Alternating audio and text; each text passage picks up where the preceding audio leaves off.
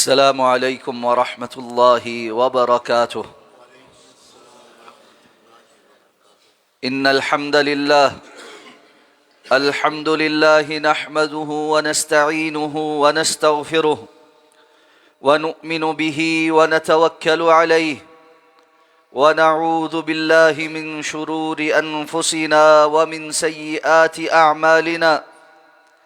من يهده الله فلا مضل له ومن يضلله فلا هادي له، وأشهد أن لا إله إلا الله وحده لا شريك له، وأشهد أن محمدًا عبده ورسوله.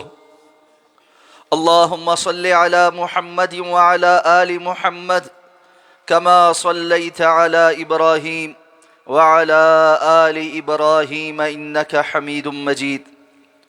اللهم بارك على محمد وعلى آل محمد كما باركت على إبراهيم وعلى آل إبراهيم إنك حميد مجيد. أما بعد، فإن خير الحديث كتاب الله، وخير الهدي هدي محمد صلى الله عليه وسلم، وشر الأمور محدثاتها، وكل محدثة بدعة، وكل بدعة ضلالة، وكل ضلالة في النار. رب اشرح لي صدري ويسر لي أمري واحلل عقدة من لساني يفقه قولي. اللهم انفعنا بما علمتنا وعلمنا ما ينفعنا وزدنا علما. رب أعوذ بك من همزات الشياطين وأعوذ بك رب أن يحضرون. أما بعد، فأعوذ بالله من الشيطان الرجيم. وإذا رأوك إن يتخذونك إلا هزوا أهذا الذي بعث الله رسولا إن كاد ليضلنا عن آلهتنا لولا أن صبرنا عليها وسوف يعلمون حين يرون العذاب من أضل سبيلا. أرأيت من اتخذ إلهه هواه أفأنت تكون عليه وكيلا أم تحسب أن أكثرهم يسمعون أو يعقلون إن هم إلا كالأنعام بل هم أضل سبيلا. 19واں پارہ سورہ الفرقان کی آیت نمبر 41 سے لے کر آیت نمبر 44 تک آپ کے سامنے تلاوت کی گئی ہے. خطبات جمعۃ المبارک میں سورہ الفرقان کی تفسیر، معانی اور تشریح کے حوالے سے ہماری گفتگو کا سلسلہ جاری ہے. آخری خطبہ جو اس موضوع پر دیا گیا تھا، اس میں اللہ رب العزت نے گزشتہ آیات میں ارشاد فرمایا کہ وہ لوگ جو انبیاء کی مخالفت کرتے رہے، تاریخ گواہ ہے کہ ان کا انجام بربادی کے سوا کچھ نہیں ہو. بڑے اختصار کے ساتھ موسیٰ علیہ السلام کے مقابل آنے والے فرعون کا تذکرہ ہوا. اسی طرح نوح علیہ السلام کی قوم کا ذکر ہوا، قوم عاد، قوم سمود اور اصحاب الرس کا ذکر ہوا، اور اسی طرح لوط علیہ السلام کی قوم کا بھی تذکرہ ہوا کہ کس طرح اللہ نے ان سب کو برباد کر دیا.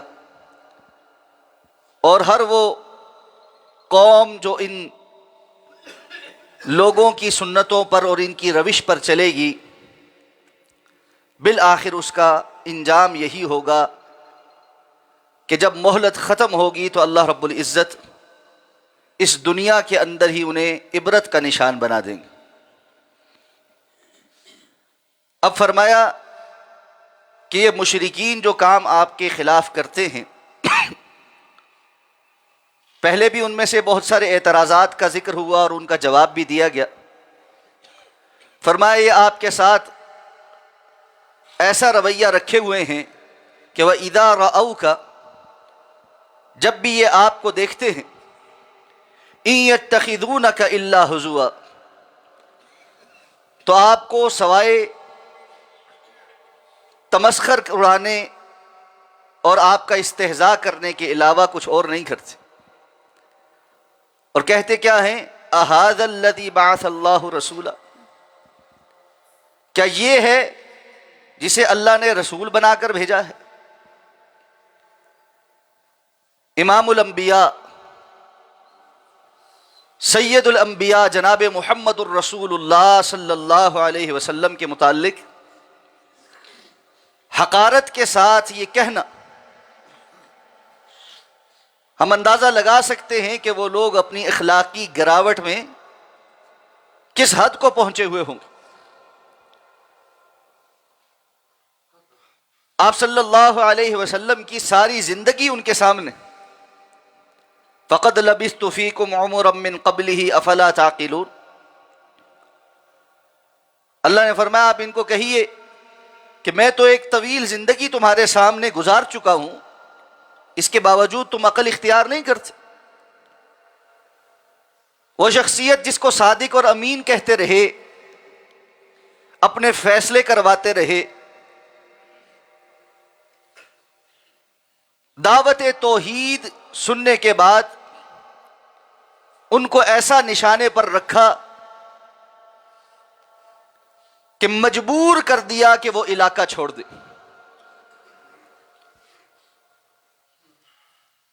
ان تکلیف دہ امور میں سے زبان کی تکلیف بڑی شدت رکھتی ہے۔ انسان جسمانی مار اور زخم بھول سکتا ہے، لیکن بعض دل پر لگنے والے زبان کے زخم ایسے گہرے ہوتے ہیں کہ چاہنے کے باوجود نہیں مٹتے۔ فتح مکہ کے موقع پر رسول اللہ صلی اللہ علیہ وسلم نے عام معافی کا اعلان کیا تھا۔ 10 لوگ ایسے تھے جن کے متعلق حکم یہ تھا کہ اگر یہ بیت اللہ کے غلاف کے ساتھ بھی لپٹے ہوئے ملے تب بھی قتل کر دیے جائیں۔ ان میں سے اکثریت ان کی تھی جنہوں نے رسول اللہ صلی اللہ علیہ وسلم کو مکہ کے 13 سالہ زندگی میں زبان سے بہت تکلیف پہنچائی تھی اور اسلام کے خلاف بے تحاشا پروپیگنڈا کیا تھا۔ تو اللہ فرماتے ہیں یہ آپ کو اپنے تمسخر کا نشانہ بناتے۔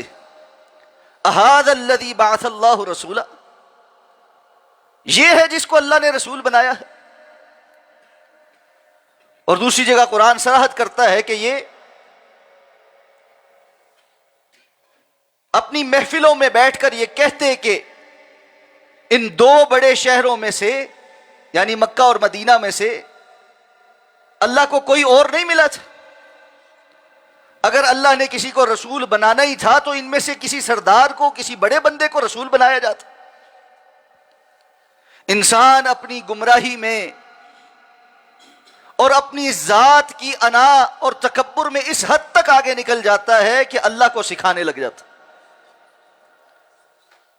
کہ اللہ کو ایسا کرنا چاہیے تھا، ایسے نہیں کرنا چاہیے تھا۔ اور امام الانبیاء جیسا شخص بھی جس کی آنکھوں میں نہ جچے، اور یہی بیماری آج کے دور کے بہت سے لوگوں میں بھی ہے۔ ان کے نزدیک امام الانبیاء کا وجود اور آپ کی سنتیں اور آپ کا طریقہ اسی قسم کا استہزاء رکھتا۔ رسول اللہ صلی اللہ علیہ وسلم کی کسی سنت کا، آپ کے کسی حکم کا تذکرہ کریں، آپ کو منافقوں کے چہرے پر آنے والی سیاہی اور ان کے لہجے میں در آنے والی رعونت اور آپ صلی اللہ علیہ وسلم کے احکامات کے متعلق حقارت بڑے واضح طور پر یہ بتا دے گی کہ یہ آج کے دور میں ابو جہل کے جانشین۔ انسان کو اپنے عمل کے متعلق محاسبہ کرنا چاہیے کہ وہ اللہ کے رسول صلی اللہ علیہ وسلم کے طریقے اور آپ کی سنتوں پر رد عمل کیا دیتا۔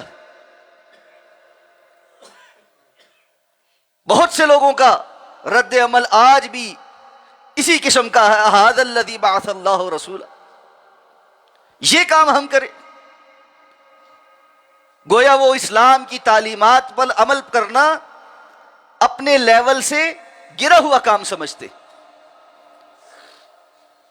مشرکین مکہ کے بڑے جو سردار تھے ان کو بھی یہی لگتا تھا کہ رسول اللہ صلی اللہ علیہ وسلم کے ارد گرد موجود یہ غریب جو لوگ ہیں، ان کا اور ہمارا معیار آپس میں نہیں ملتا،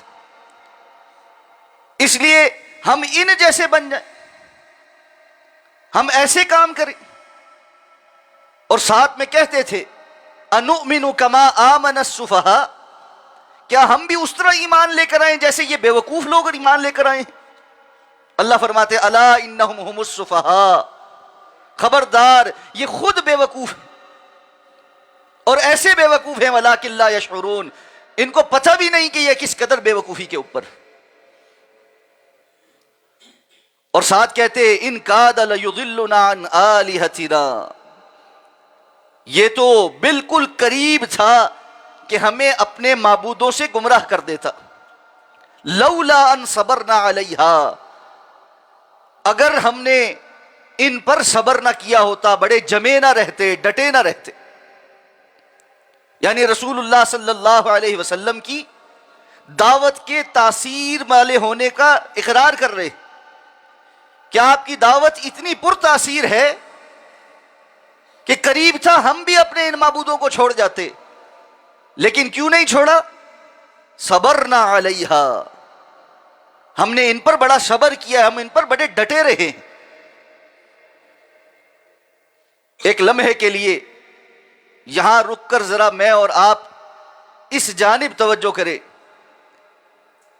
کہ کفار تو اپنے کفر پر اور مشرکین اپنے شرک پر ڈٹے رہنے کے لیے دعوت دین کے پرتاثیر ہونے کے مقابل ڈٹ جائیں، اپنے کفریہ اور شرکیہ عقائد کے دفاع کے لیے ڈٹ جائیں،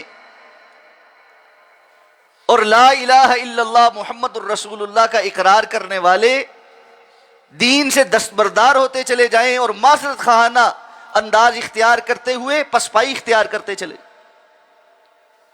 بات تو ٹھیک ہے جی، لیکن کیا کرے، دنیا میں جینا بھی تو ہے۔ بات تو ٹھیک ہے جی، لیکن برادری کو بھی تو منہ دکھانا ہے۔ لوگ کیا کہیں گے جی، فلاں کیا کہے گا، اگر میں نے دین پر عمل شروع کر دیا تو میرے گھر والے میرے مخالف ہو جائیں، میرے پڑوس والے میرے مخالف ہو جائیں، لوگ مجھے بہت زیادہ بنیاد پرست سمجھیں گے۔ کتنے ہیلے بہانے ہیں جو ہم نے اپنے آپ کو دیکھ کر دین کے احکامات سے دستبرداری اختیار کر لی۔ کسی نے نمازوں سے دستبرداری اختیار کی ہے، کسی نے روزوں سے دستبرداری اختیار کی ہے، کسی نے حج سے دستبرداری اختیار کی ہے،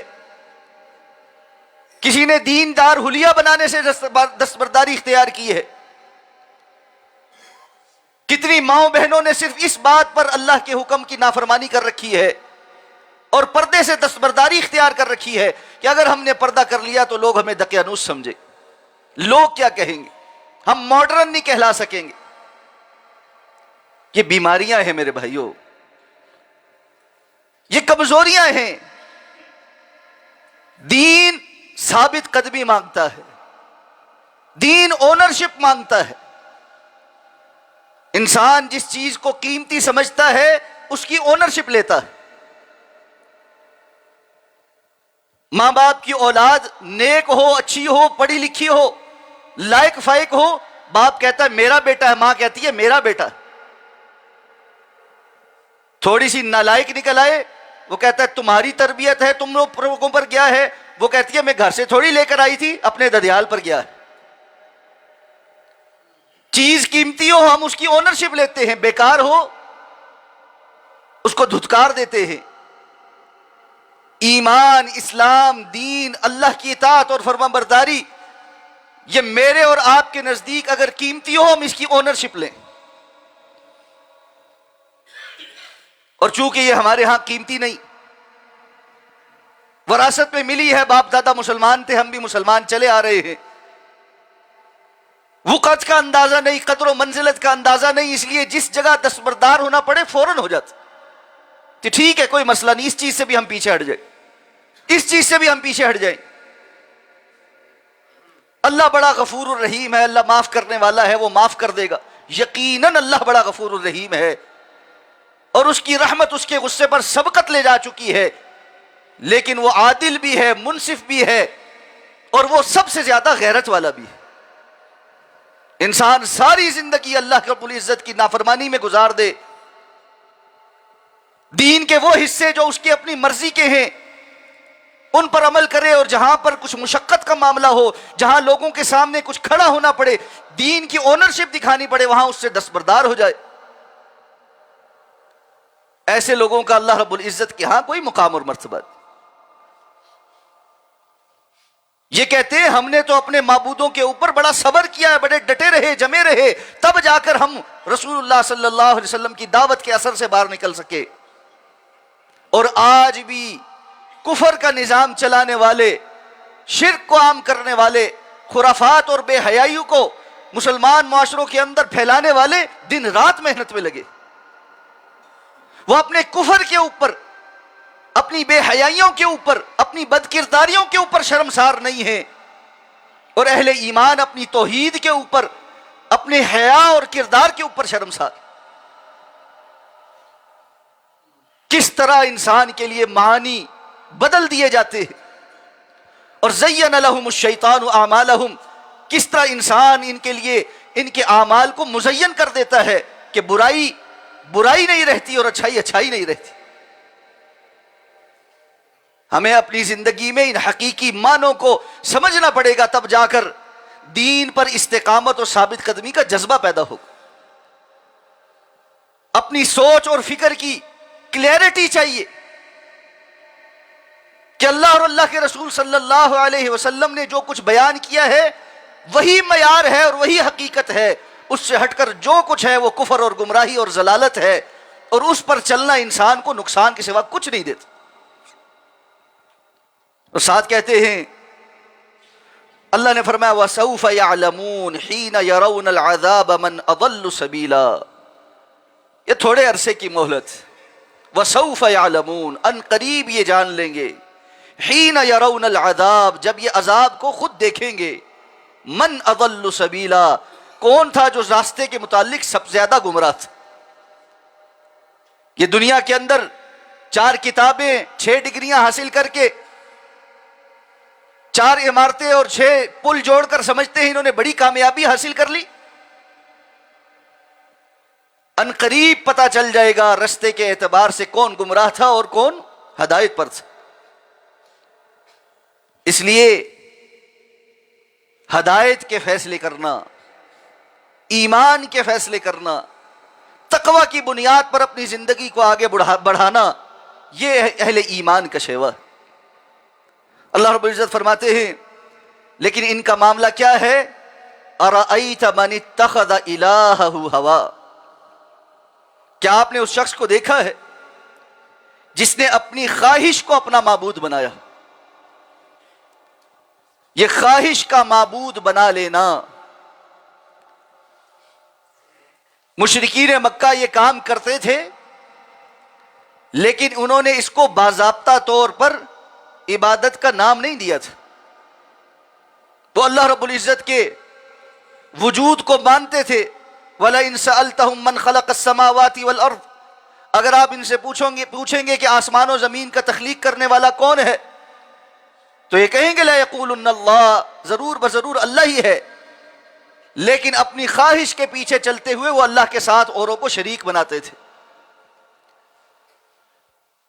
تو اللہ نے اس بیماری کو آئیڈینٹیفائی کیا ہے جو آج باضابطہ طور پر نام کے ساتھ موجود ہے. ہمارا دین کیا ہے؟ ہمارا دین جی انسانیت، ہیومینٹی سب سے بڑی چیز ہے جی. اور یہ کون لوگ ہیں جن کے لیے انسان کی ہر جائز ناجائز خواہش ہر بات کے اوپر مقدم ہے. ہر انسان جو کچھ چاہے اس کو اس کا حق حاصل ہے کہ وہ اس کو حاصل کر لے، اور کسی معاشرے کے اندر موجود لوگ اگر آپس میں کچھ چیزوں پر اتفاق کر لیں تو یہ ان کا حق ہے کہ وہ اس پر اتفاق کر لیں۔ تو نتیجہ کیا ہے؟ دن بدن یہ معاملات بڑھتے چلے جا رہے ہیں۔ یہ LGBTQ، ہم جنس پرستی، اسی سوچ کی غمازی ہے کہ اگر انسان کو یہ لگتا ہے کہ مجھے اپنے ہی ہم جنس سے صحبت کرنی ہے تو اس کے لیے کوئی چیز مانے نہ ہو۔ یہ ٹرانسجنڈر کہ اللہ رب العزت نے انسان کو مرد بنایا ہے اور وہ تمام مردانہ صفات کا حامل ہے، اس کے باوجود وہ کہتا ہے کہ نہیں، مجھے اپنے اندر زنانہ پن محسوس ہوتا ہے اور میں چاہتا ہوں کہ آئندہ سے مجھے ایک خاتون کے طور پہ آئیڈینٹیفائی کیا جائے، تو یہ مان لیا جائے کہ وہ خود کہہ رہا ہے، اور چونکہ انسان سب سے مقدم ہے، اس کے اندر کے جو احساسات اور جذبات ہیں وہ سب سے مقدم ہیں، اس لیے اب اس کی یہ بات تسلیم کی جائے گی اور دوسروں کو بھی بزور منوائی جائے گی کہ انسان جب خود کہہ رہا ہے کہ اپنے جسم کے متعلق اس کا فیصلہ ہے میرا جسم اور میری مرضی، تو اب اس کی مرضی ہے وہ اپنے آپ کو خاتون کہے۔ کوئی خاتون مکمل نسوانی صلاحیتوں کے باوجود اگر یہ کہے کہ میں مرد ہوں تو مانا جائے گا کہ وہ مرد ہے۔ یہ اب وہ دین ہے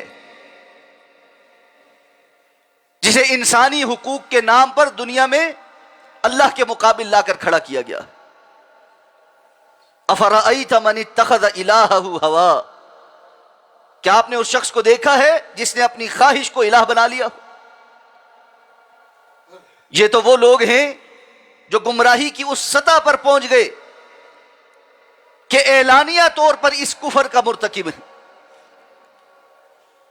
لیکن مسلمان معاشروں کے اندر کلمہ پڑھنے والے، اسلام کے ملنے والے حقوق کو انجوائے کرنے والے، اسلام کی طرف سے دی گئی جو عزتیں ہیں ان کو اختیار کرنے والے، جہاں فائدہ ہے وہاں پر فوری طور پر مسلمان بن جانے والے، بہت سارے ان کفار کے پیروکار، ان کو اپنا آئیڈیل ماننے والے، اور مسلمان معاشرے کے اندر بالخصوص ہماری اشرافیہ کے اندر ایک بڑا طبقہ ایسا ہے جو اسی کفر کے اوپر،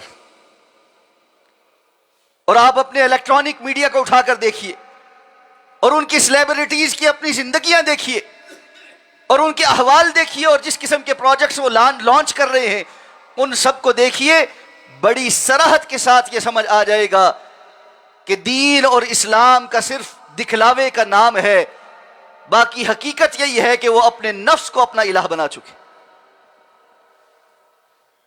اور اس میں کچھ لوگ کفر کی حد تک ہر حد پار کر کے آگے ہیں، اور اکثریت کسی نہ کسی ڈر اور خوف کی وجہ سے کہیں کسی سٹیج پر اور کسی سٹیپ پر کھڑی۔ ضرورت ہے کہ ہم اپنا محاسبہ بھی کریں اور اپنی اولادوں اور نسلوں کی تربیت بھی کریں۔ فی زمانہ تو ہمارے تعلیمی اداروں کا یہ سلسلہ بن گیا کہ وہ اس قسم کے الہاد اور انسان کو اللہ کے مقابل لا کر کھڑا کرنے کے ادارے بن گئے۔ آج کے ہمارے ماڈرن سکولز اور یونیورسٹیز کے ایجنڈے میں یہ بات شامل ہو گئی، اداروں کے ایجنڈے میں یہ بات شامل ہو گئی کہ گرانٹس لے لے کر ایسی ورکشاپس کروائی جائیں اور ایسا نصاب پڑھایا جائے اور ایسا ماحول بنا کر دیا جائے جہاں انسان کو اس بات کا احساس ہو کہ اپنی خواہش کو پورا کرنا اور اس کا حصول اور خواہشات کی تکمیل یہی زندگی کی معراج ہے۔ اور رہی صحیح کسر آ کر یہ سوشل میڈیا نیٹ ورک پر یہ فیملی ولاگنگ کے نام سے جو کچھ شروع ہے اس نے برباد کر دی۔ بچے بچیاں بیٹھ کر دیکھ رہے ہیں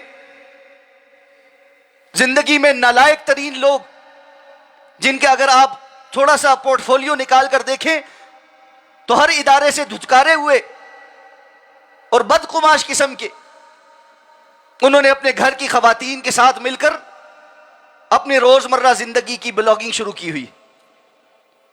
آج ہم یہاں جا رہے ہیں، آج ہم یہ کر رہے ہیں، آج فلانے کی شادی ہے آج، فلانے کی برتھڈے ہے آج، فلانے کا فلاں ہے، اور نئے نئے قسم کے ایونٹس نکال رہے ہیں کیونکہ کچھ نہ کچھ کانٹینٹ بنانا ہے. اور پھر ان فضول رسموں پر جتنا پیسہ خرچ ہو رہا ہے اور جس قدر فضولیات ہو رہی ہیں اور جس قدر تبذیر اور اسراف کا مظاہرہ ہے، نیا آنے والا جو ذہن ہے وہ اس کو معیار بنا کر سوچتا ہے کہ اچھا یہ اس طرح کر رہا ہے، میں اپنی شادی پر اس سے بھی زیادہ کروں، پھر اس کے حصول کے لیے مجھے بھی کچھ کرنا. اچھا یہ بندہ اگر یہ یوٹیوب سے اور فیس بک سے اور ٹک ٹاک سے اتنے پیسے بنا سکتا ہے تو پھر تو مجھے بھی یہ کام شروع کر دینا چاہیے. اور پھر اپنے ان پیجوں کی ویورشپ بڑھانے کے لیے، فالوئنگ بڑھانے کے لیے جس قسم کی حرکتیں کی جا رہی ہیں وہ کسی سے مخفی اور پوشیدہ نہیں. حقیقت یہ ہے کرنے والوں کو کرتے ہوئے شرم نہیں آتی، مجھے تو یہاں ممبر پہ بیان کرتے ہوئے شرم آتی. ہم کس جانب جا رہے ہیں؟ افرأیت من اتخذ الہہ ہوا، اپنی خواہش پرستی کو اپنا معبود بنایا. اللہ رب العزت کا حکم ہے، بندہ کہتا ہے ہاں ٹھیک ہے حکم ہے لیکن میں اس کے مقابل یہ کروں گا. افانت تکون علیہ وکیلا، کیا ایسے لوگوں کے آپ وکیل بنیں گے، آپ ذمہ دار بنیں گے؟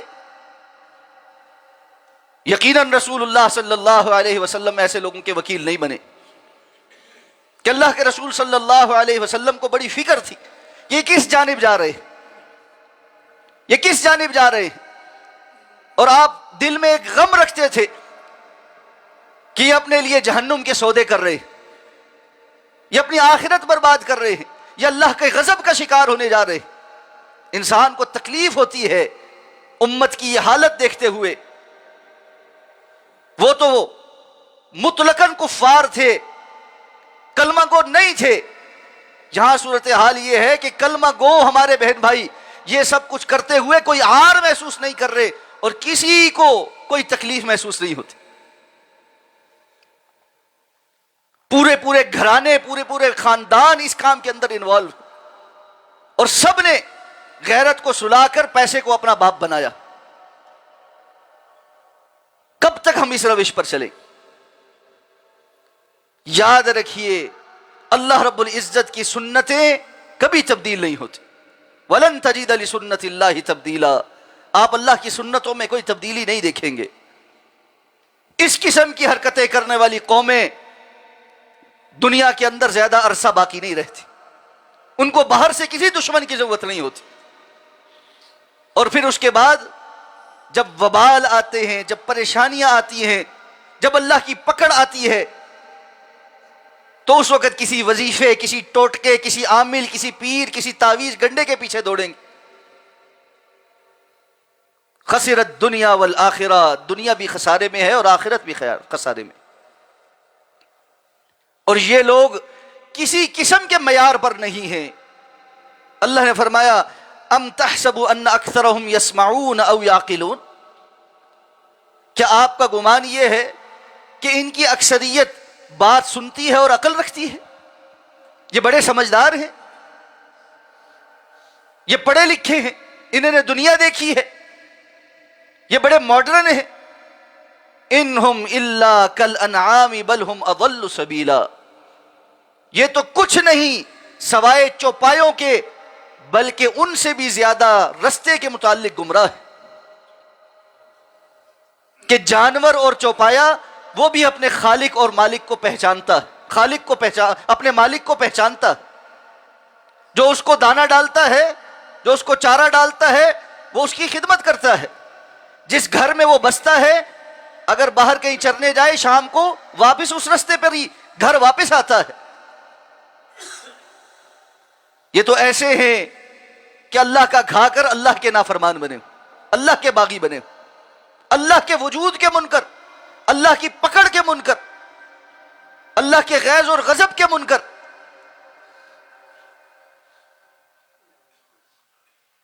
سارا کچھ رب کائنات نے عطا کیا ہے، لا الہ الا اللہ محمد الرسول اللہ کا اقرار کرنے کے باوجود صورتحال یہ ہے کہ ہر معاملے میں اللہ رب العزت کے احکامات کے مخالف ہی کھڑے نظر آئے. ٹھنڈے دل کے ساتھ شب و روز کا جائزہ لیجئے، اپنے بھی اور اپنی اولادوں کے بھی. قوا انفسکم واہلیکم نارا، قوا انفسکم واہلیکم نارا، اے ایمان والو اپنے آپ کو بھی اور اپنے گھر والوں کو بھی جہنم کی آگ سے بچاؤ. اس کے لیے سنجیدہ ہوئیے. جمعے کا یہ خطبہ سننے کے بعد صرف سر ہلا کر یہ کہنے کے لیے کہ ہاں بڑا اچھی گفتگو ہے، واقعتاً ایسا ہی ہے، اور اس کے بعد نماز کے بعد انسان کپڑے جھاڑتا واپس اسی دنیا کے اندر اسی طرح مگن، اسی روش پر اسی ڈگر پر چلتا رہے کہ سب ٹھیک ہوگا اور بڑا بہترین چل رہا ہے، کھا رہے پی رہے مزے کر رہے ہیں. یہ خطبات میرے اور آپ کے لیے کل قیامت کو وبال نہ بن جائے. یہ حجتیں تمام ہو رہی، یہ اللہ کے پیغام پہنچ رہے ہیں. آواز میری ہے، بات اللہ کی ہے، اللہ کی کتاب کی آیات ہیں. کہیں ہمارا حال ان لوگوں جیسا نہ ہو کہ وہ کہتے ہیں ہمارے کانوں کے اندر ڈانٹ پڑے ہوئے ہیں اور ہمارے دلوں کے اوپر بوجھ ہے، ہماری آنکھوں کے سامنے پردے ہیں. اس لیے ڈرنے کی ضرورت ہے، فکر کرنے کی ضرورت ہے کہ ہم کس سمت میں جا رہے ہیں. تو شب و روز کا جائزہ لیجئے کہ میری زندگی میں 24 گھنٹے کے اندر اپنی خواہش پرستی کے کرنے کے کاموں کا کتنا عمل دخل ہے اور اللہ کو راضی کرنے کے کاموں کا کتنا وقت. میرے گھرانے کے اندر ہمارا جو لیونگ سٹینڈرڈ اور وے آف لائف ہے، زندگی گزارنے کے جو طور طریقے ہیں، وہ خواہش پرستی پر مبنی ہے یا اللہ کی اطاعت اور فرمانبرداری پر؟ اس دنیا کو ایک قید خانہ سمجھتے ہوئے یہاں پر امتحان کے طور پر زندگی گزارنے کا مقصد ہے. یہ محاسبہ مجھے اور آپ کو بتلائے گا کہ ہم کہاں کھڑے. اللہ رب العزت سے دعا ہے، اللہ رب العزت ہمیں ایمانی فیصلے کرنے کی توفیق عطا فرمائے، ایمان کو اور ہدایت کو ہمارے دلوں کے اندر مزین کر دے، کفر اور نافرمانی کے کاموں کو ہمارے دلوں کے اندر ناپسندیدہ بنا دے، کراہیت والا بنا دے، ہمیں اپنی اصلاح کرنے کی توفیق عطا فرما دے. اقول قولی ھذا واستغفر اللہ لی ولکم ولسائر المسلمین برحمتک یا ارحم الراحمین.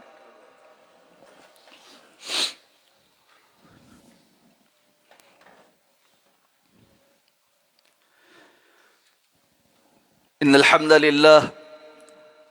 للہ نحمده ونستعینه ونستغفره ونؤمن به ونتوکل علیہ ونعوذ باللہ من شرور انفسنا ومن سیئات اعمالنا من يهده الله فلا مضل له ومن يضلله فلا هادي له واشهد ان لا اله الا الله وحده لا شريك له واشهد ان محمدا عبده ورسوله. آج صبح ایک افسوسناک خبر سننے کو ملی. جماعت کے نامور عالم دین فضیلت الشیخ حافظ عبد الرحمن مکی رحمہ اللہ تعالی رحمتاً واسعہ قضاء الہی سے وفات پا گئے. انا للہ و انا الیہ راجعون. شیخ صاحب جماعت الدعوہ کے مرکزی رہنماؤں میں سے تھے اور ایک بڑی متحرک اور دعوتی اور میدانی زندگی انہوں نے گزاری. اللہ رب العزت ان کی حسنات کو قبول فرمائے. انسان ہونے کے ناطے جو کمی اور کوتاہی رہ گئی اللہ ان سے صرف نظر فرمائے. ان کا نماز جنازہ آج مرکز طیبہ مرید میں مغرب کی نماز کے بعد ادا کیا جائے گا. اللہ تعالی سب کو صبر جمیل عطا فرمائے. میں پوری جماعت سے، خاص طور پہ ہمارے جماعت الدعوہ کے جتنے احباب اور ساتھی اور دوست اور بھائی ہیں، ان سے تعزیت کرتا ہوں. ہم سب آپ کے اس غم میں برابر کے شریک ہیں. علماء کا بتدریج اس دنیا سے اٹھتے چلے جانا، اور خاص طور پہ جب ہم یہ محسوس کرتے ہیں کہ ان کا متبادل کوئی نہیں، یہ قرب قیامت کی نشانیوں میں سے ہے، اور جب تک یہ علماء موجود ہیں خیر موجود ہے۔ اللہ تعالیٰ جو چلے گئے ان کی مغفرت فرمائے، جو موجود ہے ان کی حفاظت فرمائے، اور ہمیں ان کی قدر کرنے کی توفیق عطا فرمائے۔ اللہم اغفر لنا ولوالدینا ولاساتذتنا ولجمیع المؤمنین والمؤمنات والمسلمین والمسلمات الاحیاء